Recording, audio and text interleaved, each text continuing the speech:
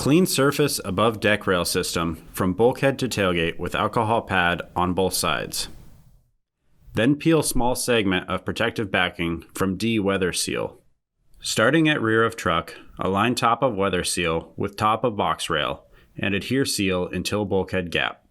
At bulkhead gap, leave protective backing on and pull seal section through at downward angle. Once seal is in place, carefully peel protective backing without removing seal from gap. Trim excess weather seal. Align square holes in front and middle brackets with holes in side rail.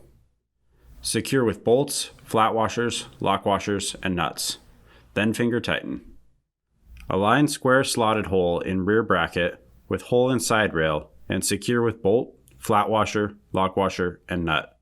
Leave finger tight for now. Remove deck rail system plug.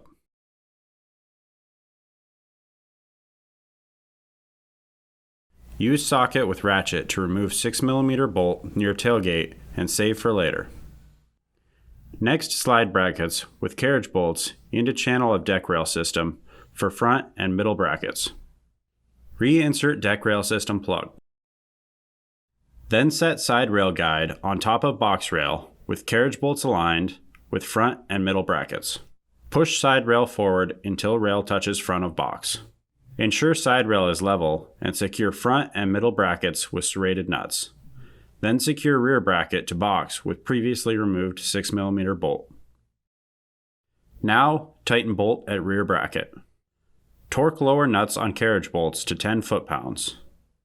Then torque upper nuts on carriage bolts to 10 foot-pounds. Finally, torque 6mm bolt at rear bracket to 8 foot-pounds. Repeat steps to install side rail on opposite side. For remaining cover installation, refer to standard instructions.